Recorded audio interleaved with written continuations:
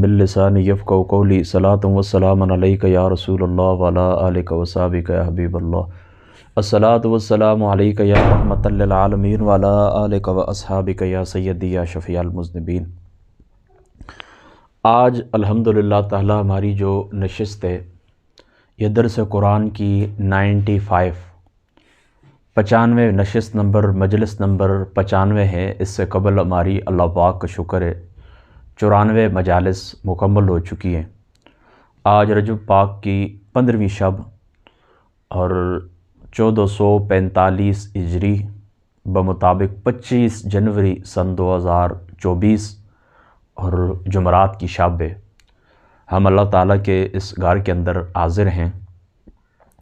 सूरह निसा शरीफ को हमने शुरू किया था और वहाँ पर मैं आपको ये बात बता चुका था कि ये मदनी सूरत है और ग़ज़वा उहद के बाद इसका नुज़ूल शुरू हुआ है और 5 हिजरी के शुरू तक यानी कम व बेश 14-15 महीने इसका नुज़ूल होता रहा है।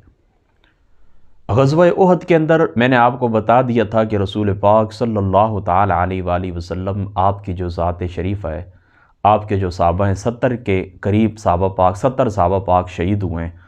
तो ज़ाहिर सी बात है कि अब फिर बेवा ख़वातीन का मसला सामने आया है, यतीम बच्चों की किफ़ालत का मसला सामने आया है, उनके जो अमवाल हैं वो विरासत वग़ैरह ये मामलात सामने आए हैं। तो अल्लाह ताला की ज़ात अक़दस ने इस सूरह मुबारक के अंदर फिर ये अहकाम नाज़िल फरमाए। अब आपने जो मुताला किया है और उस मुताले से पहले भी मैं आपको ये बात बता चुका हूँ कि इब्तिदाई 10 आयात बय्यनात हम पढ़ चुके हैं, यानी पहला रुकू हमने इसका तिलावत किया है सूरह निसा शरीफ का और इब्तिदाई 10 आयात बय्यनात मुकम्मल हो चुकी हैं। और उसके अंदर देखें अल्लाह ताला की ज़ात अक़दस ने तुम्हें पहले तक़वे को हुक्म दिया है और फिर अल्लाह ताला की ज़ात अक़दस ने तुम्हें ये बात बयान की है, यानी जो सरपरस्त हैं ना यतीमों के, तो उनको अल्लाह ताला की ज़ात अक़दस ने अहकाम दिए हैं। अब इस आयत नंबर 10 तक हमने जो कुछ पढ़ा है ये इसी मुतालिक हमने पढ़ा है और इस सूरह मुबारक के जो मज़ामीन है ये मैं आपको शुरू के अंदर बता चुका था कि ये जो मज़ामीन है तो मतलब ये है कि मोटी जिसको आप सुर्खी कहते हैं मैं आपको बता चुका था, घरेलू ज़िंदगी के मुतालिक है, यतीम बच्चों के मुतालिक है, ख़वातीन के मुतालिक हैं और घर को खुशगवार रखने के उसूल इसके मुतालिक हैं। इनफरादी मुआशरे के अंदर आपका इनफरादी किरदार, इताअत रसूल, इसी तरीके से हक़ और बातिल का जिस वक्त मार कहा जाए आपको क्या करना चाहिए, तो ये मज़ामीन इस सूरह पाक के अंदर बयान हुए हैं। तो अब इब्तिदाई 10 आयात बय्यनात के अंदर यतीमों का जो ज़िक्र है ये आप समाअत फरमा चुके हैं कि अल्लाह ताला की ज़ात अक़दस ने उन यतीमों के मुतालिक क्या हुक्म दिया है कि उनका माल तुमने हड़प नहीं करना, उनका माल तुमने खाना नहीं है, उनके माल तुमने ज़ाया नहीं करने। अब यहाँ पर आगे फिर जो आयत करीमा आज हम पढ़ेंगे इसके अंदर अल्लाह ताला की ज़ात शरीफ़ा ने बयान फरमाए हैं विरासत के उसूल, निज़ाम विरासत। 4 आयात बय्यनात हैं यहाँ पर और इन 4 आयात बय्यनात के अंदर अल्लाह ताला की ज़ात अक़दस ने यानी इंतहाई इख्तिसार के साथ, यानी इसके अंदर देखें ना इख्तिसार और जामियत, यानी मुख्तसर 4 आयात बय्यनात हैं लेकिन इनके ऊपर यानी विरासत के उसूलों के ऊपर कई किताबें लिखी गई हैं और अभी मज़ीद कई किताबें लिखी जा सकती हैं, उनकी शुरुआत की जा सकती हैं। यानी 4 आयात बय्यनात की शरह के अंदर सैकड़ों किताबें दर्ज की जा चुकी हैं, विरासत के उसूल के ऊपर सैकड़ों किताबें दर्ज की जा चुकी हैं। तो ये जामियत है, इख्तिसार और जामियत, मुख्तसर मगर जामे। और ख़ुतबा होना भी इसी तरह चाहिए कि इख्तिसार के साथ आप बयान गुफ्तगू करें और जामे गुफ्तगू आप करें। तो यहाँ पर अल्लाह ताला की जो ज़ात मुक़द्दस है, अल्लाह ताला की ज़ात अक़दस ने यहाँ पर विरासत का कानून बयान फरमाया है इन 4 आयात बय्यनात के अंदर। पिछली नशिस्त के अंदर ये बात मैं आपको बता चुका था और फिर मैं ये बात आपको बता दूँ।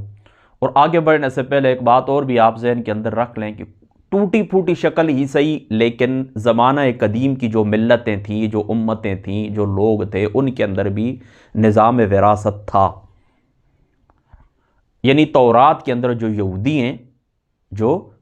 हैं तो उन यहूदियों के अंदर भी निज़ाम विरासत था, कानून विरासत था। तौरात के अंदर इसका इशारा मिलता है लेकिन वहाँ पर यह बात थी, आपने ये बात याद रखनी है कि वहाँ पर जो विरासत थी उसका हुक्म सिर्फ़ और सिर्फ बिल्कुल करीबी और खूनी रिश्तों के लिए, जिस तरह औलाद اس سے زیادہ آگے اشارہ نہیں ملتا۔ یعنی انتہائی جو آپ کے اولاد ہیں آپ سے پیدا ہوئے ان کے متعلق اشارہ ملتا ہے تورات کے اندر۔ بہرحال بات کرنے کا مقصد یہ ہے کہ نظام وراثت، نظام قانون ان لوگوں کے اندر بھی تھا۔ اب پھر یہ تو ہو گئے نا یہودی، اب یہودیوں سے آگے بڑھیں پھر عیسائی ہیں۔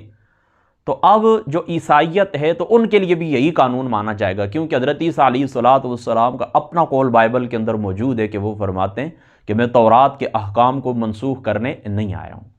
تو یعنی تورات کے ہی وہ احکام ہیں، کچھ جدت کے ساتھ اور کچھ کے اندر یعنی تھوڑی بہت تبدیلی کے ساتھ اللہ تعالیٰ کے رسول حضرت عیسیٰ علیہ السلام نے انہی کو کیا کیا ہے، جاری فرمایا۔ تو اب نصرانی جو ہیں تو ان کے اندر بھی یہی قانون مانا جائے گا وراثت کا۔ اور اب تیسرا گروہ کون سا تھا؟ یعنی یہودیت کے اندر پایا جاتا ہے وراثت کا قانون، ان کی کتاب کے اندر تورات کے اندر پایا جاتا ہے۔ پھر عیسائیت کے لیے بھی وہی مانا جائے گا کہ حضرت عیسیٰ علیہ السلام بنی اسرائیل کی طرف آئے تھے اور تورات کے احکام کو جاری کرنے کے لیے آئے تھے۔ اب تیسرا گروہ کون سا ہے؟ تیسرا گروہ ہے مشرکین عرب کا۔ تو مشرکین عرب کا ان کے اندر وراثت اس طرح تھی کہ جو طاقتور جو لوگ تھے تو ان کو وراثت ملتی تھی، یعنی جو میدان جنگ کے اندر کام آنے والے تھے، جو خرچ کرنے والے تھے، آگے بڑھنے والے تھے، معیشت ان کے ہاتھ میں تھی، یعنی کمانے والے تھے، خرچ کرنے والے تھے، یہ معاملات چلانے والے تھے، زوراور لوگوں کو وراثت ملا کرتی تھی، چھوٹے بچوں کو اور عورتوں کو وہ وراثت نہیں دیا کرتے تھے۔ تو اب اللہ تعالیٰ کی جو ذات مقدسہ ہے اس کی حکمت بالغہ ہے۔ تو اب دیکھیں پھر چونکہ حضور محمد مصطفیٰ صلی اللہ تعالیٰ علیہ وآلہ وسلم آپ اللہ تعالیٰ کے آخری رسول ہیں، تو حضور علیہ السلام کی ذات اقدس کے اوپر پھر اللہ تعالیٰ نے یہ قانون جاری فرمایا، اور جو کچھ افراط اور تفریط ان قوانین کے اندر پائی جاتی تھی، جو کمی بیشی پائی جاتی تھی، ان کو اللہ تعالیٰ کی ذات اقدس نے دور فرما دیے۔ اور اب کھلی آنکھوں کے ساتھ، بصیرت کے ساتھ اگر کوئی اس قانون وراثت کے اوپر غور کرے کھلی آنکھوں سے، تو اس کو یہ بات ماننا پڑے گی کہ یہ قانون فطری قانون ہے۔ یہ قانون کیا ہے؟ فطرت کے اوپر مبنی ہے، اسی طرح ہی ہونا چاہیے۔ یہ بات آپ کے ذہن کے اندر بیٹھ گئی۔ ایک بات اور ذہن کے اندر آپ بٹھا لیں کہ یہ جو وراثت ہے اس کے سارے قوانین کیا ہیں؟ اللہ تعالیٰ کی وحی سے متعین ہوئے ہیں۔ سارے کے سارے قوانین اللہ تعالیٰ کے وحی سے متعین ہوئے ہیں۔ یعنی کیا مطلب؟ اس کے اندر قیاس وغیرہ کو کوئی کسی قسم کا دخل نہیں ہے، یعنی بالکل پرفیکٹ قرآن اور سنت، نبی پاک صلی اللہ تعالیٰ علیہ وآلہ وسلم آپ نے ان کی وضاحت فرمائی ہے۔ تو دیگر آپ کو آگے پیچھے جانے کی ضرورت ہی نہیں ہے۔ تیسری بات آپ یہ یاد رکھیں، اور پچھلی نشست کے اندر میں بتا چکا تھا کہ یہ جو قانون وراثت ہے اس کی دو بنیادیں، نمبر 1 قرابت اور نمبر 2 ضرورت۔ نمبر 1 قرابت، نمبر 2 ضرورت، یہ دو بنیادیں۔ یہ دو بنیادیں کس طرح؟ یعنی اللہ تعالیٰ کی ذات اقدس نے یہ جو فطرت کے اوپر مبنی ہمیں قانون دیا ہے، اس کی دو بنیادیں قرابت اور ضرورت ہے۔ یعنی دیکھیں نا، قرابت سے کیا مراد؟ جو آپ کے اپنے ہیں ان کو ہی وراثت ملے گی۔ اب دنیا کے اندر بھی آپ دیکھ لیں، ایک طرف آپ کی سگی اولاد ہو، آپ کے بیٹے ہیں، آپ کی بیٹیاں ہیں، دوسری طرف آپ کے بھائی کی اولادیں، پھوپھی کی اولادیں، خالہ ہیں اس کی اولادیں، اور کوئی ان کی اولادیں آپ کے جو رشتہ دار ہیں، تو آپ فرق کریں گے یا نہیں کریں گے؟ مطلب کوئی بھی کام آپ کرنا چاہیں آپ ترجیح کس کو دیں گے؟ اپنی اولاد کو دیں گے۔ یعنی اولاد سے بڑھ کے تو کچھ بھی نہیں ہوتا نا دنیا کے اندر، جان پیاری ہوتی ہے، اور پھر جان کے بعد اگر کسی چیز کا درجہ ہے تو وہ اولاد کا ہی ہوتا ہے۔ ایک طرف آپ کے بھائی کی اولاد ہو، دوسری طرف آپ کی بہن کی اولاد ہو، خالہ کی اولاد ہو، آپ کا چاچو ہے، کزن ہے، کوئی بھی اس کی اولاد ہو، دوسری طرف آپ کی، تو آپ کوئی چیز بھی تقسیم کریں گے، آپ کی خواہش کیا ہوگی؟ اگرچہ آپ انصاف سے کام لیں اور جس کا حق بنتا ہے اس کو دے دیں، یہ تو ایک الگ بات ہے، لیکن آپ کی اندرونی تمنا کیا ہوگی؟ آپ کے دل کے اندر کیا بات آئے گی؟ آپ کے دل کے اندر یہی بات آئے گی کہ میں اپنی اولاد کو دوں۔ تو بالکل اسی طرح یاد رکھنا، مرنے کے بعد بھی یعنی انسان یہی چاہتا ہے کہ میں دنیا سے چلا جاؤں، یا جو کچھ دنیا کے اندر میں نے چند سکے اکٹھے کیے ہیں، جو نعمتیں میرے پاس ہیں، یہ میرے شہزادوں بچوں کے ہاتھوں کے اندر ہونی چاہیے، وہ اس سے فائدہ اٹھائیں اور ان کو یہ ملنی چاہیے۔ تو یہ اصول ہے قرابت۔ قرابت کی بنیاد کے اوپر اللہ تعالیٰ کی ذات اقدس نے یہ قانون نازل فرمایا کہ سب سے پہلے قریبی کا حصہ، پھر جو اس سے ملا ہوا، پھر جو اس سے ملا ہوا ہے۔ اور یہ میں انشاءاللہ تعالیٰ آگے چل کے آپ کو بتاؤں گا کہ اس کی 12 صورتیں ہیں تقسیم کی۔ کتنی صورتیں؟ 12 صورتیں اس کی تقسیم کی۔ اس کی جس وقت بات آگے آئے گی انشاءاللہ تعالیٰ وہاں پر میں عرض کر دوں گا۔ اور دوسری بنیاد میں نے آپ کو کیا بتائی تھی؟ اصول قرابت اور ضرورت، یعنی جس کو جتنا ضرورت ہے اتنا دیا جائے۔ دیکھیں نا، ایک چیز ہے نا، آپ کے پاس 200 روپے پڑے ہوئے ہیں، وہ 200 آپ دو بندوں کے اندر تقسیم کرتے ہیں تو 100 ایک کو دے دیں 100 ایک کو دے دیں تو ہم کیا کہیں گے کہ یہ تقسیم مساویانہ ہے. لیکن آیا یہ تقسیم منصفانہ بھی ہے، یعنی انصاف کے ساتھ بھی ہوئی ہے یا نہیں؟ تو مساویانہ تقسیم اور ہوتی ہے، منصفانہ تقسیم اور ہوتی ہے. برابر برابر دنیا کے اندر بھی دیکھیں نا، دولت کے اندر اس طرح اسلام نہیں چاہتا. ہرگز اسلام کی یہ تمنا سب کے پاس برابر ہونا چاہیے، نہیں، ہر ایک جو جس کا جتنا اقدار ہے اس کو اتنا ملنا چاہیے. میں دیکھیں 2 گھنٹے گھر کے اندر بیٹھ کے کام کرتا ہوں، مثال کے طور پر آن لائن کوئی کام اگر میں کرنا چاہوں گھر کے اندر نیٹ میں کوئی کرتا ہوں آن لائن کام، اس کی مجھے کچھ آمدن آتی ہے، میں 2 گھنٹے کرتا ہوں، اس کی آمدن مجھے ملتی ہے 500 روپے روزانہ ڈیلی کا مجھے ملتا ہے. اور دوسری طرف ایک شخص ہے وہ 5 گھنٹے کام کرتا ہے تو اس کو ظاہری سی بات ہے کہ اس کا حق زیادہ بنتا ہے، اس نے 5 گھنٹے کام کیا ہے نا. اب میں کہوں کہ اس کو بھی میرے جتنا ہی 500 ہی ملنا چاہیے تو یہ ناانصافی ہے نا. تو برابری یاد رکھے، اسلام اس چیز کے اوپر زور نہیں دیتا کہ یہ مساویانہ دولت کی تقسیم ہو، منصفانہ تقسیم ہو، جس کا جتنا حق بنتا ہے اس کو اتنا ملنا چاہیے. تو بالکل یہ بات آپ یاد رکھیں کہ کچھ ہمارے اپنے اور کچھ اپنے اور کچھ پرائے جو اس نظام وراثت کے اوپر کچھ بات کرتے ہیں اور کہتے ہیں کہ یہ کیا اللہ تعالیٰ فرماتا ہے یوصیکم اللہ فی اولادکم للذکر مثل حظ الانثیین، کہ لڑکیوں کو اس طرح ہے کہ لڑکوں کو دوہرا ملے گا اور ان کا نصف، مطلب جتنا لڑکوں کو ملے گا ان کا نصف لڑکیوں کو ملے گا. تو یہ تو انصاف کی بات نہیں ہے، لڑکیاں تو ویسے بھی کمزور ہیں اور یہ کمزور مخلوق ہے، اس کو زیادہ ملنا چاہیے. تو یہ دین کے احکام جو ہے فطرت کے اوپر مبنی ہیں، یہ قیاس کے اوپر مبنی نہیں ہے. آپ کی جو خیالی قیاس آرائیاں ہیں اس کے اوپر یہ مبنی قانون نہیں ہے، بلکہ فطرت کے اوپر مبنی ہے، اللہ تعالیٰ کا عطا کیا ہوا ہے. لفظ کے اوپر غور کریں، یوصیکم اللہ فی اولادکم، رب تعالیٰ کی ذات اقدس کی طرف سے تمہیں یہ کیا ہے؟ وصیت ہے. رب تعالیٰ کی ذات اقدس کی طرف سے تمہیں کیا ہے؟ یہ وصیت ہے. ان الفاظ کے اوپر آپ کو غور کرنا چاہیے. یاد رکھیں یہ جو لڑکیاں ہیں، خواتین ہیں، ان کو جو حصہ اسلام نے دیا ہے بالکل ٹھیک دیا ہے. اس کی وجہ یہ ہے کہ ایک طرف آپ مردوں کو دیکھیں، اگر ان کو لڑکیوں کا دوگنا ملتا ہے تو کون سی عجیب بات ہے. لڑکے ان کے نفقے کے ذمہ دار ہیں، لڑکیوں کے اوپر کوئی نفقہ بھی نہیں ہے. یہاں تک کہ لڑکیاں اگر یہ کہیں کہ یہ آپ کا بیٹا ہے، اپنے خامند کو کہیں کہ یہ آپ کا بیٹا ہے اور میں نے اس کو دودھ پلانا ہے اور دودھ پلانے کی میں اجرت لوں گی، وہ لے سکتی ہے. اگر وہ کہے کہ گھر کا یہ جو کام کاج ہے، آپ کے کپڑے دھونا، آپ کی خدمت کرنا، روٹی پکانا وغیرہ وغیرہ، میں اس کی ذمہ دار نہیں ہوں، کوئی گناہ نہیں اس کے اوپر. یہ سارے امور مستحب بھی ہیں نا، یعنی مستحبات کے اندر آتے ہیں نا. فرض تو ان کے اوپر 2 ہی چیزیں، آپ کے گھر کے اندر رہنا اور جس وقت آپ اس کو طلب کریں اپنے جسم کے اوپر آپ کو قدرت دینا. آپ کا جو مال و متاع ہے اس کی حفاظت کرنا، آپ کے گھر کے اندر رہنا، کوئی شخص آپ کے بیڈ کے اوپر بستر کے اوپر نہ آئے، آپ کی عزت کا خیال رکھنا، آپ کی اجازت کے بغیر کوئی آپ کے گھر کے اندر جس کو آپ ناپسند کرتے ہیں اس کو وہ اجازت نہ دے، وہ گھر کی مالکہ شہزادی بن کے رہے، گھر کا خیال رکھے. آپ کے گھر کے اندر رہنا یہ پہلا اس کے اوپر واجب ہے، اور دوسرا آپ کو اپنے جسم کے اوپر قدرت دینا، یہ اس کے اوپر دوسرا واجب ہے. اس کے علاوہ باقی جتنے بھی امور ہیں یہ نوافل میں آتے ہیں، یعنی مستحبات میں آپ کا کھانا پکانا. ازواج مطہرات کی سیرت کو دیکھیں، حضور کی شہزادی کی سیرت کو دیکھیں. یہ من لا یحضر الفقیہ، جو شیعہ مکتبہ فکر ہے، جو کہتے ہیں کہ ہمیں مکتبہ اہل بیت کہا جائے، اور اہل تشیع جو ہیں ان کی کتاب ہے من لا یحضر الفقیہ، اس کے اندر بھی یہ روایت موجود ہے. حضرت فاطمہ الزہرا رضی اللہ تعالی عنہا علیہ السلام، آپ کی یہ جو تسبیحات فاطمہ والی روایت ہے یہ وہاں پر بھی موجود ہے کہ آپ کے ہاتھ مبارک چکی پیس پیس کے آپ کے ہاتھوں کے اندر درد ہوتا تھا. وہ آپ اس طرح کرتی تھیں کہ اپنے وہ کیا کہتے ہیں کہ گھر کی صفائی کرنے کی وجہ سے آپ کے جو کرتا مبارک تھا وہ گرد آلود ہو جاتا تھا. اسی طریقے سے درد ہو جاتا تھا، پانی کی چکیاں، وہ پانی نکال کے کنویں سے پانی نکالنا اور پانی، یہ سارے کام آپ فرماتی تھیں گھر کے. تو پھر حضور علیہ السلام کی خدمت اقدس کے اندر حاضر ہوئی تو پھر وہ حدیث پاک آتی ہے، یعنی شیعہ سنی دونوں کی کتب کے اندر موجود ہے کہ پھر حضور علیہ السلام نے ان کو یہ جو تسبیحات فاطمہ ہوتی ہیں 33 مرتبہ سبحان اللہ، 33 مرتبہ الحمدللہ، اللہ اکبر، تو یہ تسبیح تحلیل یہ جو حضور علیہ السلام نے ان کو دی تھی. تو انہوں نے گھر کے کام کیے ہیں نا. حضرت عبداللہ ابن زبیر کی جو گھر والی ہیں آپ، حضرت زبیر کی جو گھر والی ہیں آپ ان کو دیکھ لیں. تو یہ سبق آپ کو ملتا ہے، یعنی خواتین کے لیے یہ راستہ ہے کہ یہ مستحبات ہیں. حضرت عائشہ رضی اللہ تعالی عنہا علیہ السلام، حضور کی خدمت کرنا، کنگھی کرنا، حضور کو مسواک دینا، حضور کے لیے کھانا پکانا، گھر کی صفائی کرنا، یہ سارے امور کیا آتے ہیں؟ مستحبات کے اندر آتے ہیں. تو بات کرنے کا مقصد کیا ہے کہ لڑکے کے اوپر تو نفقہ ہے، اپنی اولاد کا بھی، اپنے بچوں کا بھی. وعلی المولود لہ رزقہن وکسوتہن بالمعروف۔ ان کے اوپر تو کیا ہے؟ نفقہ ہے، لیکن لڑکی کے اوپر تو نہیں ہے، نفقہ نہیں ہے کسی قسم کا۔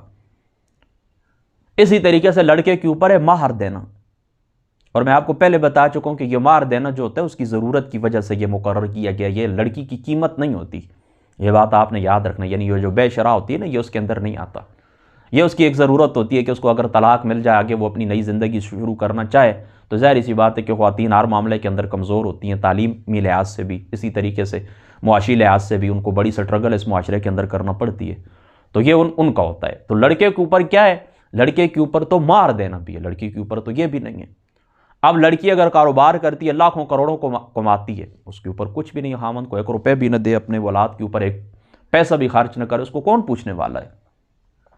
تفسیر نمونہ یہ بھی شیعہ حضرات کی تفسیر ہے، مکتبہ اہل تشیع کی تفسیر ہے، اس کے اندر اس نے ایک بڑا سونا اس مقام کے اوپر ایک بات لکھی ہے، یعنی جہاں پر یہ وراثت کی آیات بینات ہے نا وہاں پر گفتگو کرتے اس نے ایک بڑی اچھی بات لکھی۔ وہ کہتے ہیں مثال کے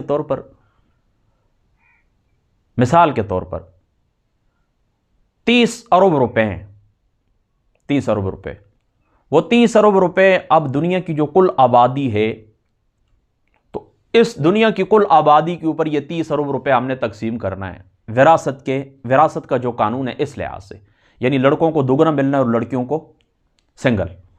اب وہ کہ اس لحاظ سے 10 ارب روپے ملے گا لڑکیوں کو اور 20 ارب روپے ملے گا لڑکوں کو، یعنی مرد حضرات ان کے حصے کے اندر کتنے آئیں گے؟ 20 ارب روپے آئیں گے اور 10 ارب روپے لڑکیوں کو مل جائیں گے۔ اب دیکھیں یہ 10 ارب روپے لڑکیوں کے پاس سیو ہیں، محفوظ ہیں، کوئی ان سے لے نہیں سکتا، اپنی الماری کے اندر اپنے اکاؤنٹ کے اندر وہ رکھ لیں، کوئی بھی ان سے پوچھنے والا نہیں ہے۔ لیکن جو لڑکوں کو 20 ارب روپے ملا ہے نصف سے زیادہ وہ آپ کے پاس پھر لوٹ کے آ جائے گا، یعنی آپ اس سے خرچہ مانگے گی وہ آپ کو خرچہ دے گا، آپ اس سے اجرت مانگے گی دودھ پلانے کی وہ آپ کو اجرت دے گا، آپ اس سے نفقہ طلب کریں گی وہ نفقہ، تو وہ سارا لوٹ کے تقریباً آپ کی طرف ہی آتا ہے۔ مطلب 50% اگر آپ کہہ دیں لوٹ کے آپ کی طرف آتا ہے یہ بھی ٹھیک ہے، اگر کہیں کہ 100% ہی لوٹ کے آ جاتا ہے یہ بھی ٹھیک ہے۔ یہ بانو قدسیہ اللہ تعالیٰ ان کی مغفرت فرمائے، اشفاق احمد صاحب کی جو بیوی تھیں، گھر والی تھیں، تو میں نے ان کا ایک ہی وہ ناول راجہ گدھ غالباً اس کا نام تھا، آج سے 5-6 سال پہلے میں نے وہ پڑھا تھا، اور غالباً وہ بانو قدسیہ بھی اب دنیا سے جا چکی ہیں، اشفاق صاحب بھی جا چکے ہیں، اللہ تعالیٰ ان کی مغفرت فرمائے۔ دونوں میاں بیوی اچھے انسان تھے، ایک دوسرے کے ساتھ بڑی عقیدت رکھنے والے تھے، اور بانو قدسیہ صاحبہ نے یہ بھی فرمایا تھا کہ مجھے اشفاق صاحب کے قدموں کے اندر آپ دفن کر دیں۔ تو ان کی طرف ایک منسوب سوشل میڈیا کے اوپر ایک قول ہے یا نہیں، بہرحال ان کی طرف منسوب ہے، اس کا مجھے علم نہیں ہے، بہرحال ان کی طرف ہی منسوب کر کے میں نے وہ پڑھا ہے سوشل میڈیا کے اوپر، کہ وہ کہتی ہیں کہ مرد کو صرف بالغ ہونے کی دیر ہوتی ہے، مرد کو صرف بالغ ہونے کی دیر ہوتی ہے، ادھر وہ بالغ ہوتا ہے ادھر اس کی پریشانیاں شروع ہو جاتی ہیں۔ اب اس نے کچھ 10ویں تک 12ویں تک کچھ سکول پڑھے یا نہیں پڑھا، چلو 10ویں تک اس نے پڑھ لیے، 12ویں تک اس نے پڑھ لیے، یعنی اس نے FA کر لیا، فائن آرٹ ہو گیا، اس نے گریجویشن کر لیے، ماسٹر اس نے کر لیے، چلو کتنی عمر 21 سال، چلو اس کی عمر ہو گئی 22 سال اس کی عمر ہو گئی۔ اب اس کے بعد اس کی زندگی کا، یہ بھی میں صرف پاکستان کی بات نہیں کر رہا ہوں، ویسے ایک جنرلی بات کر رہا ہوں، اگر پاکستان کو دیکھیں تو میرے خیال میں کل کی رپورٹ یہ ہے کہ اس پاکستان کے اندر 2 کروڑ اور 70 لاکھ بچے 2 کروڑ 70 لاکھ بچے سکول سے باہر ہیں، اگر میں بھول نہیں رہا ہوں تو، یعنی یہاں کی تو یہ حالت ہے نا، جہاں پر تو اس طرح کے چھوٹے چھوٹے بچے آپ کو ہوٹلوں کے اندر کام کرتے ہوئے نظر آئیں گے۔ یہ تو اگر اس طرف میں چلا جاؤں تو پھر وہ کیا کہتے ہیں کہ ایک درد دل ہے، بات لمبی ہو جائے گی۔ میں مختصراً واپس آتا ہوں اپنی بات کی طرف کہ اگر اس کو تعلیم کا موقع ملے، ورنہ پاکستان کے اندر تو بچپن میں اس طرح ہوتا ہے کہ بیٹا پڑھنے کے لیے کچھ نہیں جائیں، کسی کام کے اوپر آپ لگ جائیں، وہ لگ جاتے ہیں، ہوٹلوں کے اوپر آپ دیکھ لیں، ویلڈنگ والے کی دکان کے اوپر آپ دیکھ لیں، سبزی والے کی دکان کے اوپر آپ دیکھ لیں، موبائل شاپ کے اوپر آپ، چھوٹے چھوٹے بچے خدمات دے رہے ہیں، بڑے یہ جو جنرل اسٹور ہیں کیش اینڈ کیری وغیرہ ان کے اوپر آپ جا کے دیکھ لیں، جنرل اسٹور کے اوپر آپ کو کام کرنے والے، کپڑے کی دکان، یہ چھوٹے چھوٹے بچے ہی آپ کو نظر آئیں گے، بالکل ینگ بچے۔ بہرحال چلو اگر اس کو موقع مل گیا پڑھنے کا اور اس نے ماسٹر کر ہی لیا ہے تو اس کی 20-21 سال عمر ہو گئی، تو اب سب سے پہلے وہ گھر کے اندر دیکھتا ہے کہ میری بہن ہے، میری 2 بہنیں ہیں، میرے بھائی ہیں، اسی چھوٹے میرے بھائی ہیں، میرے والدین ہیں، اب میں نے ان کا سہارا بننا ہے، تو وہ ساری زندگی بیچارہ انہی چکروں کے اندر، جب تک اس کی شادی نہیں ہو جاتی وہ انہی چکروں کے اندر رہتا ہے، یعنی اپنی بہنوں کے لیے، اپنی امی کے لیے وہ کوشش کرتا رہتا ہے۔ پھر اس طرح ہوتا ہے کہ جس وقت اس طرح ہوتا ہے، اگر اس کو موقع مل جاتا ہے، زندگی اس کو موقع دیتی ہے، آگے بڑھتا ہے، اس کی شادی ہو جاتی ہے، تو اب شادی کے بعد پھر کیا، اپنی بیٹیوں کے لیے، اپنی بیوی کے لیے، اپنے بچوں کے لیے وہ شروع ہو جاتا ہے۔ تو مرد ذات کی تو ساری عمر ہی اگر آپ دیکھیں تو صرف اور صرف خواتین کی، یعنی اپنی بہنوں بیٹیوں کی خدمت کے اندر ہی گزر جاتی ہے۔ اس اپنے بیچارے، اس کو ہوتا کیا ہے؟ کچھ بھی نہیں ہوتا۔ وہ سارا کچھ کس کے لیے کرتا ہے؟ اپنے گھر والوں کے لیے کرتا ہے۔ میں نے پڑھا بھی ہے، چونکہ کسی زمانے کے اندر میں ناول پڑھتا رہا ہوں، طویل طویل بڑے بڑے ناول میں نے پڑھے، عمیرہ احمد کے، اسی طریقے سے بشیر کائنات کے سفر نامے میں نے پڑھے، اور باقی بھی آپ ایک ایک کا نام آپ کے سامنے میں کیا لوں، یہ ناول میں نے پڑھے۔ تو ان کے اندر بھی میں نے پڑھا ہے، میرے اپنی زندگی کا مطالعہ بھی یہی، یعنی اپنی زندگی کے اندر میں نے یہ باتیں دیکھی بھی ہیں کہ اس طرح ہوتا ہے کہ غور میں نے اس بات کے اوپر کی ہے کہ 3 سال تک مردوں کو میں نے دیکھا ہے وہ اپنے لیے کوئی سوٹ وغیرہ خریدنا، کوئی اپنے لیے چادر خریدنا، بس وہ کہتے ہیں بچوں کو ہو گیا تو بس میرا ہو گیا، یعنی میری بیٹی ہے نا، اس کے لیے میں کچھ لے کے آ گیا ہوں تو بس کافی ہے، میری بیوی کے لیے آ گیا، اس کی جو ضرورت تھی، جیکٹ اس کو ضرورت تھی، چادر اس کو ضرورت تھی، کپڑے ان کو ضرورت تھے، میرے بچوں کو گھڑی ان کو ضرورت تھی، میں نے ان کو دے دیے، بس الحمدللہ وہ اس کے اوپر راضی ہو جاتا ہے۔ اللہ تعالیٰ کی ذات ہے، وہ کہتا ہے ٹھیک ہے، اپنی خیر کوئی بات نہیں، یہ چادر ہو اس کے تو ابھی 2 سال ہوئے، ابھی تو یہ 5 سال اور اس کو ہوتا ہی کچھ نہیں۔ میں نے خود اپنے والدین کو دیکھا ہے، بچپن میں ہم بھی آخر بڑے ہوئے، ہم نے دیکھا ہے اپنے لیے پیچھے کر دیتے ہیں، خیر بیٹا کوئی بات بھی نہیں، یہ ٹھیک ہے، پرسوں تو لیے تھے، 10 دن پہلے یہ تو لیے تھے، کچھ بھی نہیں ہوتا، آپ کو یہ رکھ لیں، آپ کی ضرورت ہے، آپ فلاں جگہ کے اوپر آتے جاتے ہیں، فلاں جگہ آپ جاتے ہیں تو یہ آپ کے لیے، تو اس طرح زندگی گزر جاتی ہے۔ تو بات ذرا دور نکل گئی، ناراض اس بات کے اوپر نہیں ہونا کہ پھر اس طرح مردوں کے اوپر ذمہ داریاں بھی ہیں، لڑکیوں کو وہ مار بھی دیتے ہیں، لڑکیوں کا وہ نفقہ خرچہ بھی اٹھاتے ہیں، جبکہ لڑکیوں کے اوپر یہ چیز نہیں ہے۔ تو یہ چیز جو اللہ تعالیٰ کی ذات اقدس نے ظاہراً آپ کو نظر آتی ہے کہ ان کو خدا کی ذات اقدس نے اضافی دے دی ہے، یہ لوٹ کے ان خواتین کی طرف ہی آتی ہے۔ تو یہ بنیادی باتیں تھیں، کوئی بات رہ گئی ہو تو ناراض نہیں ہونا، میرے بھی ذہن کے اندر نہیں ہے۔ ابھی اپنے سبق کی طرف بڑھتے ہیں بنیادی باتوں کے بعد۔ دیکھیں اللہ تعالیٰ کی ذات اقدس فرماتے ہیں یوصیکم اللہ فی اولادکم، حکم دیتا ہے تمہیں اللہ تعالیٰ اولاد کی میراث کے بارے میں، للذکر مثل حظ الانثیین، ایک مرد لڑکے کا حصہ برابر ہے 2 عورت لڑکیوں کے حصہ کے، فَإِن كُنَّ نِسَاءً فَوْقَ اثْنَتَيْنِ فَلَهُنَّ ثُلُثَا مَا تَرَكَ، پھر اگر ہوں صرف لڑکیاں 2 سے زائد تو ان کے لیے 2/3 ہے جو میت نے چھوڑا، ما ترک جو میت نے چھوڑا۔ وَإِن كَانَتْ وَاحِدَةً، اگر ہو ایک ہی لڑکی، فَلَهَا النِّصْفُ تو اس لڑکی کے لیے کیا ہے؟ نصف ہے۔ وَلِأَبَوَيْهِ لِكُلِّ وَاحِدٍ مِّنْهُمَا السُّدُسُ، اور میت کے ماں باپ میں سے ہر ایک کو چھٹا حصہ ملے گا، مما ترکا، اس سے جو میت نے چھوڑا، ان کان لہو ولد، بشرطے کہ میت کی اولاد ہو، فإن لم یکن لہو ولد وورثہ ابواہ، اور اگر نہ ہو اس کی اولاد، وورثہ ابواہ، اور اس کے وارث ہوں صرف ماں باپ، فلأمہ الثلث، تو ماں کو ملے گا تیسرا حصہ، فإن کان لہو اخوۃ، اور باقی سب باپ کا، یعنی ماں کا تیسرا ہے اور باقی سب باپ کا ہے، اور اگر میت کے بہن بھائیوں، فإن کان لہو اخوۃ، اور اگر میت کے بہن بھائی بھی ہوں، فلأمہ السدس، تو ماں کا پھر چھٹا حصہ ہے، من بعد وصیۃ یوصی بہا او دین، اس وصیت کو پورا کرنے کے بعد جو میت نے کی اور قرض ادا کرنے کے بعد، آباؤکم و ابناؤکم، تمہارے باپ اور تمہارے بیٹے، لا تدرون ایہم اقرب لکم نفعا، تم نہیں جانتے کہ کون ان میں سے زیادہ قریب ہیں تمہیں نفع پہنچانے کے،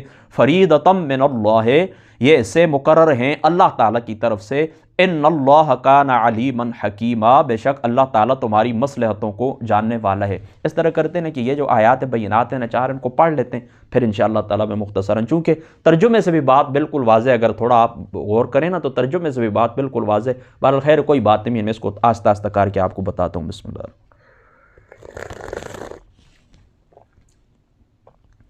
وَلَكُمْ نِصْفُ مَا تَرَكَ أَزْوَاجُكُمْ، اور تمہارے لیے نصف ہیں جو چھوڑ جائیں تمہاری بیویاں، إِن لَمْ يَكُنْ لَهُنَّ وَلَد، بشرطے کہ نہ ہوں ان کی اولاد، فَإِن كَانَ لَهُنَّ وَلَدٌ، اور اگر ان کی اولاد، وَلَدٌ فَلَكُمُ الرُّبُعُ مِمَّا تَرَكْنَ، تو تمہارے لیے چوتھائی ہے اس میں سے وہ جو تمہاری بیویاں چھوڑ جائیں، من بعد وصیۃ یوصین بہا او دین، یہ تقسیم اس وصیت کے پورا کرنے کے بعد ہے جو وہ کر جائیں، اور قرض ادا کرنے کے بعد، وَلَهُنَّ الرُّبُعُ، مما ترکتم اور تمہاری بیویوں کا چوتھا حصہ ہے اس سے جو تم چھوڑو، بشرطے کہ ان لم یکن لکم ولدن، بشرطے کہ تمہاری اولاد، بشرطے کہ نہ ہو، ان لم یکن لکم ولدن، بشرطے کہ تمہاری اولاد نہ ہو، فإن کان لکم ولدن، اور اگر تمہاری اولاد ہو، فلہن الثمن مما ترکتم، تو 8واں حصہ ہے بیویوں کا، ٹھیک ہے، فلہن الثمن 8واں حصہ ہے مما ترکتم، جو کچھ تم چھوڑ کے جاؤ، من بعد وصیت توصون بہا او دین، وصیت کو پورا کرنے کے بعد جو تم نے کی اور تمہارا قرض ادا کرنے کے بعد،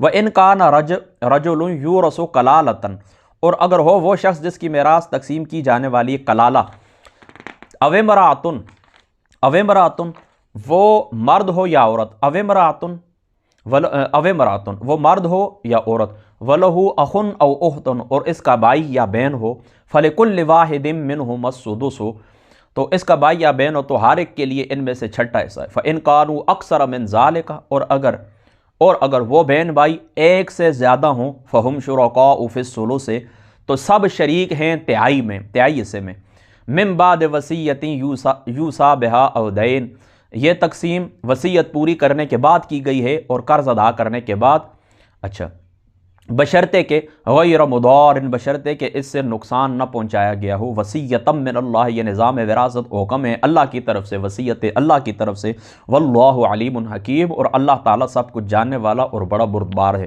تلک حدود اللہ، یہ حدیں اللہ کی مقرر کی ہوئی، ومن یطع اللہ ورسولہ، اور جو شخص فرما برداری کرے گا اللہ کی اور اس کے رسول کی، یدخلہ داخل فرمائے گا جنات تجری من تحتہا الانہار خالدین فیہا وذالک الفوز العظیم، ان باغوں میں بہتی ہوں گی، یعنی داخل فرمائے گا اللہ تعالیٰ جنت میں، جنت کے ان باغوں میں بہتی ہوں گے جن کے نیچے نہریں ہمیشہ رہیں گے وہ ان میں، اور یہی بڑی کامیابی، یعنی جنت کا جو داخلہ ہے نا یہ بڑی کامیابی ہے۔ دیکھیں یہاں پر بھی ضمناً آپ یہ بات یاد رکھ لیں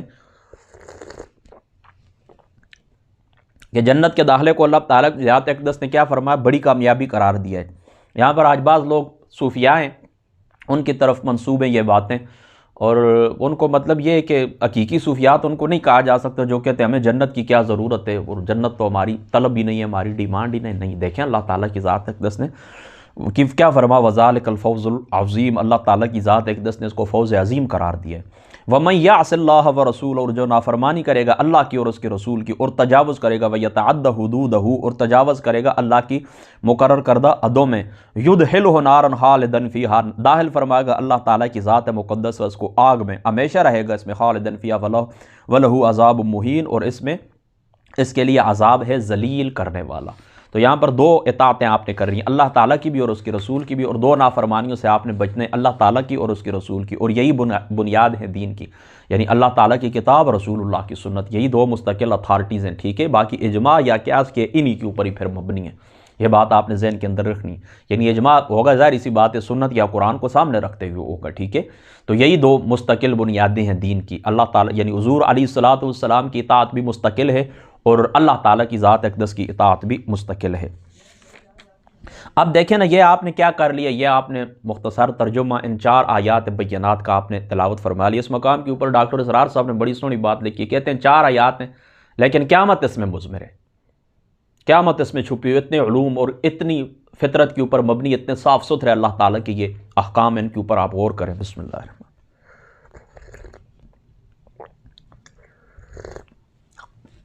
اب دیکھیں اولاد کے وارث ہونے کی اب 4 صورتیں، ایک شخص دنیا سے چلا گیا ہے، اس نے پیچھے اولاد چھوڑی، اس کی 4 صورتیں اب ذہن کے اندر آپ نے رہنا ہے۔ لڑکے بھی اس نے چھوڑے ہیں اور لڑکیاں بھی چھوڑی ہیں، تو اس صورت میں کیا ہے، للذکر مثل حظ الانثیین، لڑکے کو 2 حصے اور لڑکی کو 1 حصہ ملے گا، یعنی دنیا سے ایک جانے والا چلا گیا ہے، متوفی فوت ہو گیا ہے، اس نے لڑکے بھی چھوڑے ہیں لڑکیاں بھی چھوڑی ہیں، تو لڑکے کو دگنا ملے گا، لڑکی کو سنگل ملے گا، لڑکے کو 2 حصے ملیں گے، لڑکی کو 1 حصہ ملے گا، بات ختم ہو گئی۔ اب دوسری صورت، اب اس نے صرف 1 لڑکی چھوڑی ہے، یعنی لڑکے اور لڑکیاں چھوڑنے والے کی تو بات مکمل ہو گئی، اب صرف اس نے لڑکی چھوڑی ہے، تو صرف اس نے لڑکی چھوڑی ہے، تو اس میں اللہ تعالیٰ کی ذات اقدس کیا فرماتے ہیں، اس میں اللہ تعالیٰ وَإِن كَانَتْ وَاحِدَةً فَلَهَا النِّصْفُ، اس کے لیے کیا ہے، نصف ہو گیا۔ 2 صورتیں ہو گئیں۔ تیسری صورت، صرف 2 لڑکیاں ہوں، صرف 2 لڑکیاں ہوں، فَإِن كُنَّ نِسَاءً فَوْقَ اثْنَتَيْنِ، صرف 2 لڑکیاں ہوں، یا 2 سے زائد، یا 2 لڑکیاں ہیں یا 2 سے زائد لڑکیاں ہیں، ٹھیک ہے، لڑکا ان میں کوئی نہیں ہے، تو ان دونوں صورتوں کے اندر لڑکی کو کیا ملے گا، 2 تہائی حصہ ملے گا، 2/3 2/3 حصہ ملے گا، ٹھیک ہے۔ اور یہ آیت کریمہ سے بالکل واضح، ٹھیک ہے۔ فَإِن كُنَّ نِسَاءً فَوْقَ اثْنَتَيْنِ فَلَهُنَّ ثُلُثَا مَا تَرَكَ وَإِن كَانَتْ وَاحِدَةً فَلَهَا النِّصْفُ۔ یہ کتنی صورتیں ہو گئیں؟ اولاد کے وارث بننے کی 4 صورتیں ہو گئیں۔ لڑکے اور لڑکیوں اس نے چھوڑے تو لڑکی کو نصف، اور اس سے دوگنا کس کو ملے گا؟ لڑکے کو ملے گا۔ اگر صرف ایک لڑکی چھوڑی ہے تو پھر کیا ہے؟ ایک لڑکی اگر اس نے چھوڑی ہے تو اس لڑکی کو ملے گا نصف، اور اگر 2 لڑکیاں یا 2 سے زائد ہیں، یعنی صرف 2 لڑکیاں ہیں، لڑکوں میں کوئی نہیں، یا 2 سے زائد ہے، تو پھر ان کے لیے کیا ہے؟ 2/3۔ یہ 4 صورتیں ہو گئیں اولاد کے وارث بننے کی۔ اب آ گئی بات والدین کے وارث بننے کی۔ اب بات کس کی آ گئی ہے؟ والدین کے وارث بننے کی۔ سنیں، ماں باپ بھی موجود ہوں اور اولاد بھی، لڑکا ہو یا لڑکی ہو، ایک ہو یا زیادہ ہو، اس صورت میں ماں باپ کو چھٹا حصہ ملے گا۔ ایک شخص دنیا سے چلا گیا ہے، اس کے ماں باپ والدین موجود ہیں، اور اس نے اولاد بھی چھوڑی ہے، 2 چھوڑی ہیں، 4 ہیں، لڑکے ہیں، لڑکیاں، کوئی بھی، ان میں والدین کو یعنی اولاد بھی ساتھ موجود ہے، تو میت کی اولاد بھی ساتھ موجود ہے، تو والدین کو کتنا ملے گا؟ چھٹا ملے گا۔ اور بقایا 4/6 جو ہے تو وہ کیا ہے؟ حسب قاعدہ، جو قاعدہ اللہ تعالیٰ کی ذات اقدس نے مقرر فرمایا ہے، اس کے مطابق وہ وراثت تقسیم ہو جائے گی۔ ٹھیک ہو گئی۔ دوسری صورت، صرف ماں باپ وارث ہو، میت کی اولاد بھی نہ ہو اور بہن بھائی بھی نہ ہو، تو اس صورت میں پھر کیا ہے؟ اس صورت میں اللہ تعالیٰ فرماتا ہے کہ ماں کا 1/3 اور بقیہ جو 2/3 ہے یہ باپ کا ہے۔ یعنی دنیا سے ایک جانے والا چلا گیا ہے، اس کی اولاد بھی نہیں ہے، اس کے بہن بھائی بھی نہیں ہیں، تو اس صورت میں ماں کا حصہ 1/3 ہے، اور بقیہ جو 2/3 ہے یہ کس کا ہے؟ باپ کا ہے۔ ٹھیک ہے۔ اب یہاں پر یہ بات آپ نے ذہن کے اندر رکھنی ہے کہ یہاں بہن بھائی کے نہ ہونے کی تصریح نہیں کی، کیونکہ آگے پھر تیسری صورت کے اندر آگے پھر اس کی وضاحت آگے آ رہی ہے۔ ٹھیک ہے، یہ 2 صورتیں ہو گئیں، یعنی والدین وارث بنیں گے، کس طرح بنیں گے کہ ان کی 2 صورتیں میں نے آپ کے سامنے بیان کر دی ہیں کہ ماں باپ موجود ہیں، اولاد بھی موجود ہے، تو پھر ان کو کیا ملے گا؟ ماں باپ کو چھٹا ملے گا، اور باقی 4/6 اولاد میں تقسیم ہو جائے گا۔ اور صرف ماں باپ وارث ہوں، میت کی اولاد بھی نہ ہو، بہن بھائی بھی نہ ہو، تو اس صورت میں 1/3 ماں کا ہے، اور بقیہ 2/3 کس کا ہے؟ والد صاحب کا ہے۔ اب تیسری صورت کیا ہے؟ میت کی اولاد تو نہ ہو لیکن اس کے بھائی بہن ہوں۔ میت نے اولاد کوئی نہیں چھوڑی، میت نے اپنی اولاد کوئی نہیں چھوڑی، لیکن ماں باپ بھی موجود ہیں اور بہن بھائی بھی موجود ہیں، اولاد نہیں ہے، تو اس صورت میں ماں کو چھٹا حصہ اور بقیہ 5/6 باپ کا ہے، 5/6 باپ کا ہے۔ اور اب ذہن کے اندر آپ نے رہنا ہے، بھائی بہن خواہ عینی ہوں، یعنی ماں باپ دونوں کی طرف سے ہوں، یعنی ایک ہی ماں باپ کی اولاد ہو، خواہ الاتی آپ سمجھتے ہیں جن کا والد ایک ہوتا ہے، مائیں وکھری ہوتی ہیں، اور احیافی یعنی جن کی ماں ایک ہوتی ہے، باپ الگ الگ ہوتے ہیں۔ ان سب حالتوں میں حکم ایک ہی ہے کہ باپ کے باعث بھائی بہنوں کو کچھ بھی نہیں ملے گا۔ بس یہ بات آپ کے ذہن کے اندر رکھنی۔ ایک میت ہے، دنیا سے چلا گیا، فوت ہو گیا، شخص ہے میت ہو گیا، دنیا سے چلا گیا، اس نے پیچھے کیا چھوڑا؟ بہن بھائی چھوڑے اور والدین چھوڑے، تو اب والدین کی موجودگی کے اندر ان بہن بھائیوں کو کچھ کخ بھی نہیں ملے گا، بلکہ کس طرح باپ کے اندر کس طرح تقسیم ہوگا؟ امی کو چھٹا اور باقی 5/6 کیا ہے؟ یعنی اس کا 6واں حصہ امی کو ملے گا، اور باقی 5/6 کس کا ہے؟ والد کا ہے۔ سمجھ گئے نا آپ نا؟ تو یہ والدین کی وارث بننے کی 3 مختلف صورتیں آپ نے سماعت فرما لی۔ پہلے 4 اولاد کے متعلق، پھر اس طرح کہ ان 4 کے بعد، یعنی 4 صورتیں تو اولاد کی ہیں، اور اگر اس طرح کہ اس کے بعد پھر والد کی آ گئی 3 صورتیں۔ ٹھیک ہے۔ اب یہاں پر بھی ایک بات آپ سن لیں، چونکہ یہ الفاظ دہرائے گئے ہیں کہ اللہ تعالیٰ کیا فرماتا ہے؟ من بعد وصیت یوصی بہا او دین۔ یہ یاد رکھیں کہ یہ جو ترکہ تقسیم ہوتا ہے نا وراثت، تو اس میں سب سے پہلے آپ نے یہ بات یاد رکھنی ہے کہ سب سے پہلے اس کا جو کفن دفن ہوتا ہے وہ کیا جاتا ہے، اس کے بعد اس کا قرضہ اتارا جاتا ہے، اس کے بعد کیا ہو جاتا ہے؟ اس کا قرضہ اتارا جاتا ہے، اور اس کا قرضہ اتارنے کے بعد پھر تیسری صورت اس کی کیا رہ جاتی ہے؟ اس کی وصیت کو پورا کیا جاتا ہے۔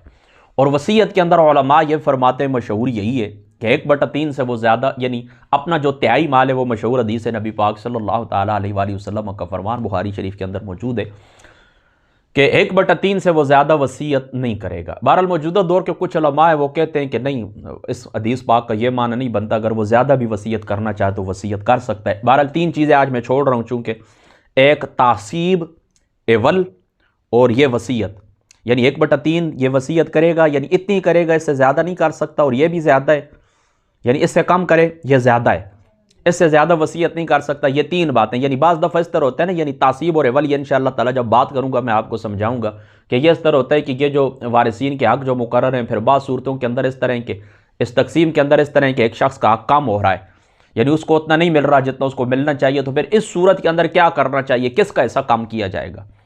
تو یہ تعصیب اور عول اور یہ وصیت، یہ 3 باتیں انشاءاللہ تعالیٰ اگلی نشست کے اندر میں کروں گا، کیونکہ اگر آج میں ان کے اوپر گفتگو کروں تو یہ جو ہمارا مضمون ہے یہ پھر یہ وہ کیا کہتے ہیں کہ اس کا جو ربط ہے یہ قائم نہیں رہے گا. تو یہ بات آپ نے ذہن کے اندر پکی بٹھانی ہے، ٹھیک ہے، آپ نے یہ ذہن کے اندر یہ بات رکھنی ہے. تو پھر اس طرح اس میں شیعہ اور سنی کا اختلاف بھی ہے، ٹھیک ہے. یعنی شیعہ کہتے ہیں، وہ کیا کہتے ہیں کہ کن لوگوں کا ایسا کام کیا جائے گا، خاص لوگوں کا ایسا، اور سنی جو فقہاء ہیں، اہل سنت جو فقہاء ہیں، ان کا نظریہ الگ ہے، اور اہل تشیع جو فقہاء ہیں ان کا نقطہ نظر تھوڑا سا ڈیفرنٹ ہے، فرق ہے، وہ انشاءاللہ تعالیٰ میں آگے بیان کر دوں گا. تو یہ آپ نے کیا کرنا ہے، یعنی یہی بات آپ نے یاد رکھنی ہے، میت کا کفن، اور میت کے کفن کے بعد کیا ہے، میت کا قرضہ، میت کا قرضہ، اور میت کے قرضے کے بعد پھر کیا ہے، میت کی وصیت. یہ ٹھیک ہے، یہ 3 چیزیں پہلے ہوں گی. اس کے بعد دیکھیں اللہ تعالیٰ کیا فرماتا ہے، من بعد وصیت یوصی بہا او دین. یہاں پر وصیت تو یہاں تک لکھنے کے اندر، یعنی آیت پاک کے اندر تو وصیت مقدم ہے، لیکن اس کے اوپر اجماع ہے کہ ادائیگی کے اندر پہلے قرض ہے. یعنی ترتیب کے اندر پہلے کیا ہے، وصیت ہے، لیکن ادائیگی کے اندر کیا ہے، عملی زندگی کے اندر پہلے قرض ادا کی. یعنی کفن دفن کے بعد ظاہری سی بات ہے پہلے کفن دفن ضرورت ہوتی ہے، پھر اس کے بعد قرضہ ہوتا ہے، اور قرضے کے بعد پھر وصیت. وصیت جس وقت پوری کی جائے گی، یہ بات اس وقت کمپلیٹ ہو گئی، اس کے بعد آپ اس طرح کریں گے کہ اگلی بات ہے پھر جو کچھ جو ایسے اللہ تعالیٰ نے مقرر کی، آپ دیکھا جائے گا کہ میت نے کیا چھوڑا ہے. بہن بھائی چھوڑے ہیں تو والدین چھوڑے ہیں، تو ظاہری سی بات ہے کہ پھر بہن بھائیوں کو کچھ نہیں ملے گا، والدین کو ملے گا. لڑکیاں لڑکے اکٹھے چھوڑے ہیں تو ان کو پھر اسی طریقے سے یوصیکم اللہ فی اولادکم للذکر مثل حظ الانثیین، جس طرح میں نے آگے بیان کر دیا، ٹھیک ہے. تو یہ بات آپ نے ذہن کے اندر رکھنی ہے. اب آگے بڑھیے، میاں بیوی جس کا تصور میں آپ کو کہہ رہا ہوں کہ تورات کے اندر نہیں ہے، وہاں پر صرف اولاد کا ہے. میاں بیوی، اب میاں بیوی کی تقسیم جو ہے وہ کس طرح ہوگی، اب اس کے اوپر بھی آپ نے غور کرنا ہے. ایک لڑکی فوت ہو گئی ہے، شادی شدہ تھی، اس کا خاوند تھا، وہ لڑکی فوت ہو گئی ہے، تو اس کا کچھ بھی نہیں ہے، کوئی لڑکا بھی نہیں ہے اس کا، کوئی لڑکی بھی نہیں ہے، یہ جو خاوند اس کا موجود ہے اس سے بھی نہیں ہے، پیچھے اگر کہیں اس کی شادی ہوئی تھی اس سے بھی نہیں ہے، کچھ بھی نہیں ہے، وہ فوت ہوئی. تو اس صورت میں نصف خاوند کو ملے گا. اس صورت کے اندر نصف کیا ہوگا، خاوند کو ملے گا، اور باقی اس کے جو پھر جو قاعدہ ہے شریعت کا، تو اس کے مطابق باقی اس کی دولت پھر اس کے باقی رشتہ داروں کے اندر تقسیم کی جائے گی. نصف کس کو ملے گا، خاوند کو ملے گا، زوج کو ملے گا. لیکن کس صورت کے اندر کہ جب اپنا لڑکا لڑکی اس نے کچھ بھی نہیں چھوڑا، نہ اس خاوند سے نہ پچھلے سے. ایک بات ہو گئی. اگر اس کی کوئی اولاد موجود ہے، اگر اس کی کوئی اولاد موجود ہے تو اس صورت میں چوتھائی خاوند کو ملے گا، چوتھائی خاوند کو ملے گا. پہلے خاوند کو اولاد نہ ہونے کی صورت میں کتنا حصہ تھا، اس کا نصف. لیکن اب اس طرح کہ چونکہ اس کی اولاد موجود ہے لہٰذا اس کو کیا ملے گا، چوتھائی ملے گا، ٹھیک ہے. اور بقیہ پھر باقی اس کے وارثوں کے اندر تقسیم کیا جائے گا. وَلَكُمْ نِصْفُ مَا تَرَكَ، تمہارے لیے نصف ہے جو چھوڑ جائیں تمہاری بیویاں. أَزْوَاجُكُمْ إِن لَّمْ يَكُن لَّهُنَّ وَلَدٌ، اگر تمہاری کوئی اولاد موجود نہیں ہے. وَإِن كَانَ لَهُنَّ وَلَدٌ فَلَكُمُ الرُّبُعُ مِمَّا تَرَكْنَ، پھر اگر اس بیوی نے بچے بھی چھوڑے تو پھر خاوند کا چوتھائی ہے. ذہن کے اندر رکھ لیں. پھر یہ جملہ میں دہرا دیتا ہوں کہ خاوند کے ساتھ اگر بچے بھی ہیں تو پھر چوتھائی، اگر بچے نہیں ہیں تو پھر اس کا کیا ہے، بیوی نے جو کچھ چھوڑا ہے اس کا نصف ہے، اور اس چوتھائی سے یا نصف سے پھر جو کچھ باقی بچتا ہے تو وہ تقسیم کر دیا جائے گا. اب آپ سمجھ گئے نا بقیہ. اب یہ تو بات ہو گئی نہیں بیوی کی، یہ بات بیوی کی ہو گئی. اب بیوی سے بات آپ نے یاد رکھنی ہے کہ بیوی کی بات مکمل. اب خاوند ہے، اب خاوند کی وراثت کس طرح تقسیم ہوگی، یہ بھی بالکل واضح الفاظ سے. بہرحال چلو میں پھر دہرا دیتا ہوں کہ خاوند کی کوئی اولاد نہ ہو، نہ لڑکا نہ لڑکی. خاوند کی کوئی اولاد نہیں ہے، نہ اس سے یعنی اس بیوی سے، نہ پچھلی کسی بیوی سے، کچھ بھی اولاد موجود نہیں ہے، ٹھیک ہے. تو اس صورت میں کیا ہوگا، چوتھائی بیوی کو ملے گا. خاوند نے اگر اولاد نہیں چھوڑی، نہ اس بیوی سے جو اس کی وفات کے وقت موجود ہے، نہ پچھلی کوئی بیوی سے، کسی دوسری بیوی سے، کچھ بھی نہیں ہے، تو پھر بیوی کو کتنا ملے گا، بیوی کو ملے گا چوتھائی. اور اگر اولاد اس کی موجود ہے، ایک ہیں یا زیادہ ہیں، تو اس میں پھر اس طرح بیوی کو ملے گا 8واں حصہ، بیوی کو کتنا ملے گا؟ 8واں حصہ۔ یہ بھی اللہ تعالیٰ کی ذات اقدس نے بالکل دیکھیں واضح فرما دی ہے کہ وَلَهُنَّ الرُّبُعُ، ان لڑکیوں کے لیے، بیویوں کے لیے چوتھا حصہ ہے، مِمَّا تَرَكْتُمْ إِن لَّمْ يَكُن لَّكُمْ وَلَد، اگر تم نے چھوڑا ہے بشرطے کہ نہ ہو تمہاری اولاد، یعنی اولاد نہیں ہے تو پھر بیویوں کے لیے چوتھا ہے، فَإِن كَانَ لَكُمْ وَلَدٌ، اور اگر ان کی اولاد موجود ہے، خاوند کی اولاد بھی موجود ہے، فَلَهُنَّ الثُّمُنُ، پھر لڑکیوں کے لیے یعنی بیویوں کے لیے کتنا ہے؟ 8واں ہے، مِمَّا تَرَكْتُم مِّن بَعْدِ وَصِيَّةٍ تُوصُونَ بِهَا أَوْ دَيْنٍ۔ ٹھیک ہے، یہاں پر بات یعنی بیوی کی بھی مکمل ہو گئی۔ بیوی اور خاوند ان کو آپس میں جو ترکہ تقسیم ہوگا کس طرح ہوگا، یہ بھی بات بھی آپ اچھے طریقے سے جان چکے ہیں۔ اب آگے بات آ گئی کلالہ کی۔ اب دیکھیں اس بات کے اندر، اس بحث کے اندر آپ نہ جائیں نبی کہ کلالہ کا لغوی معنی کیا ہوتا ہے۔ کلالہ کا اطلاق جو ہے تو یہ وارثوں کے اوپر بھی کیا جا سکتا ہے، یا صرف جو فوت ہونے والا ہے اسی کو، یہ اس کے اوپر آپ جائیں یا نہیں؟ دیکھیں نبی پاک صلی اللہ تعالیٰ علیہ وآلہ وسلم، بسم اللہ الرحمن، آپ کا واضح فرمان موجود ہے کہ آقا علیہ الصلوۃ والسلام نے فرمایا، غالباً حضرت ابو بکر صدیق رضی اللہ تعالیٰ اور ابن عباس دونوں سے یہ مروی روایت ہے کہ کلالہ اس شخص کو کہتے ہیں کہ جو فوت ہو جائے، نہ اس نے کچھ اولاد چھوڑی ہے اور نہ ہی اس نے والدین چھوڑے، اس کے والدین بھی موجود نہیں، یعنی اصل اور فرع کوئی بھی موجود نہیں، اس کے صرف بہن بھائی ہیں، یعنی بہن بھائی بے شک ہوں، والدین جو اصول ہیں وہ بھی نہیں ہے، فرع بھی نہیں ہے، کچھ بھی نہیں۔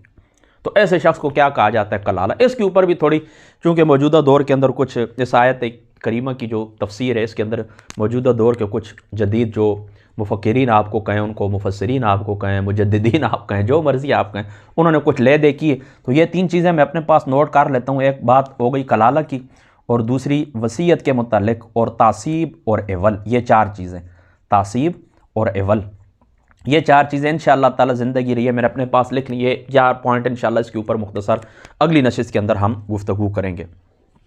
تو اب یہاں پر آپ نے یہ بات ذہن کے اندر رکھنی کہ کلالہ اس شخص کو کہتے ہیں جس کی اولاد بھی موجود نہ ہو اور اس کے والدین بھی زندہ نہیں ہیں۔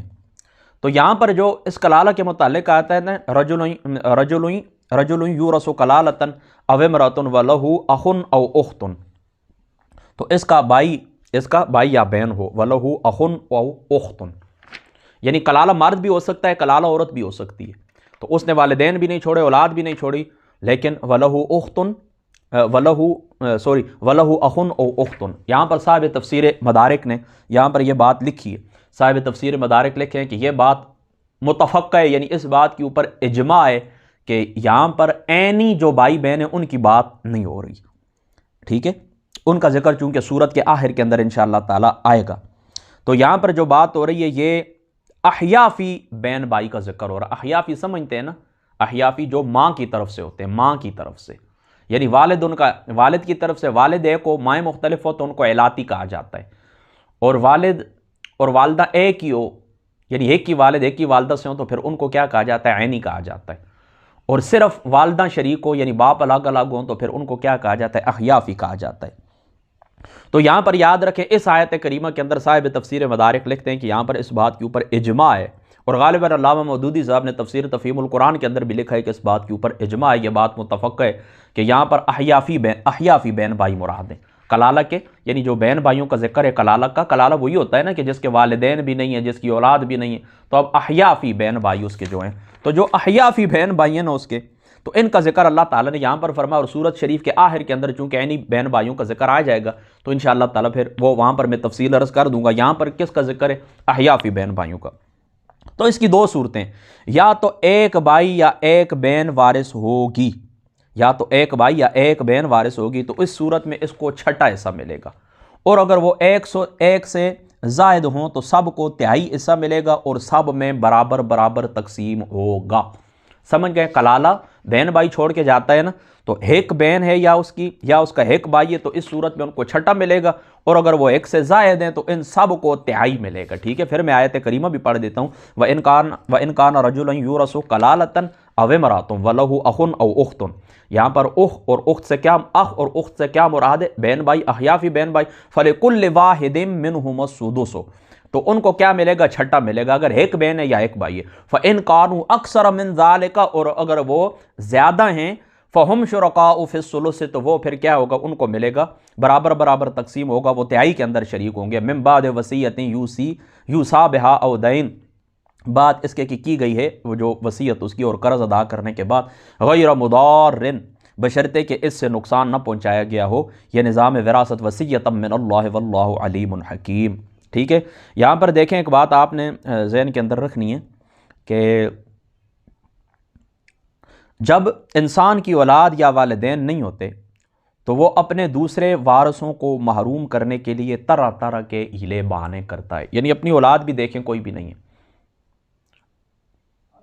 اپنی اولاد بھی یہاں پر دیکھیں نا، خصوصی طور کے اوپر جہاں پر غیر مضارن کی قید آئی ہے نا خصوصی طور پر، حالانکہ سابقہ جو آیات بینات ہیں ان کے اندر بھی یہ قید ملحوظ رہے گی، لیکن یہاں پر خصوصی طور پر اللہ تعالیٰ کی ذات اقدس نے ذکر کیوں کیا کہ اس وصیت کے اندر تم نے کیا کرنا ہے، کسی قسم کا مطلب نقصان نہیں کرنا ہے، غیر مضار نقصان نہ پہنچائے گا۔ اس کا کیا مطلب ہے کہ دیکھیں جب انسان اب کلالہ دنیا سے جاتا ہے نا تو اس کی ظاہر سی بات ہے اولاد بھی نہیں اور والدین بھی نہیں، تو اب وہ اس طرح کرتا ہے باقی جو اس کے وارث ہیں اخیافی بہن بھائی ہیں نا، اخیافی بہن بھائی کیا ہوتے ہیں، ماں کی طرف سے ہی ہوتی ہے، اتنی زیادہ محبت تو نہیں ہوتی، تو بلا وجہ لوگ اس طرح کرتے ہیں کہ او دور کے کسی کی وصیت کر، او فلاں بندہ جو نہیں میں نے اس کا اتنا قرضہ دینا ہے، یا کسی کے متعلق ویسے ہی وصیت کر دیتے ہیں، جس طرح زمانہ جاہلیت کے اندر اس چیز کو سخاوت شمار کیا جاتا تھا کہ بڑی لمبی وصیت کر دیتے تھے، وہ جی وہ فلاں بندہ، تو اس کی وہ کیا کرتے تھے کہ بالکل ہی سب کچھ اس کو دے دیتے، تو اس کو یعنی اپنے بہن بھائیوں کو بیٹوں بیٹیوں کو معروم کر دیتے تھے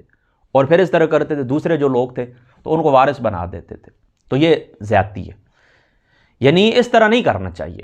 اعتدال کے اندر کوئی شخص ایسا ہے کہ اس نے اپنے وارثوں سے بڑھ کر آپ کی خدمت کی، آپ کے جو قریبی وارثین ہیں، آپ کے جو دوست احباب ہیں، گھر والے ہیں، ان سے زیادہ ایک شخص نے آپ کی خدمت کی، اس کے بارے میں بے شک آپ وصیت کریں، لیکن دوسروں کو آپ کسی صورت کے اندر نقصان نہیں پہنچائیں گے، تو غیر مضار اللہ تعالیٰ نے فرمایا۔ ٹھیک ہے، تو اللہ تعالیٰ نے اس چیز سے منع فرمایا کہ ان میں آپ نے اس طرح کر رہے ہیں کہ نقصان نہیں کرنا، ٹھیک۔ باقی تلک حدود اللہ، چلو یہ اللہ تعالیٰ کی مقرر کی ہوئی ادین، جو کچھ اللہ تعالیٰ نے نظام وراثت ہو یا باقی معاملات ہوں، اللہ تعالیٰ کی ذات اقدس نے جو کچھ بیان فرمایا ہمیں اس کی پابندی کرنی چاہیے، ساتھ کے اندر رہنا چاہیے۔ جو لوگ ان حدود کو توڑتے ہیں، دنیا کے اندر بھی آپ دیکھ لیں، دنیا کی آبادی آپ کو نظر آتی ہے، ممالک آپ کو نظر آتے ہیں، نظام وراثت ہو یا شراب کباب کے معاملات ہوں، عیاشی کے جو بھی انہوں نے اللہ رسول کے حکموں سے ٹکرائے ہیں تو ان کے بیچ اڑ گئے ہیں اور وہ ہوا منصورہ ہو گئے اور ان کا نظام ٹوٹ گیا ہے اور وہ پریشان ہیں، سرگرداں ہیں۔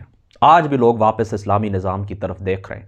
یہ تو بس وہ طاہر القادری صاحب والی بات ہے کہ اسلام ایک سچا مذہب ہے، لیکن اس کو پیش کرنے والے جو لوگ ہیں، وکیل اس کے پاس مضبوط نہیں ہے۔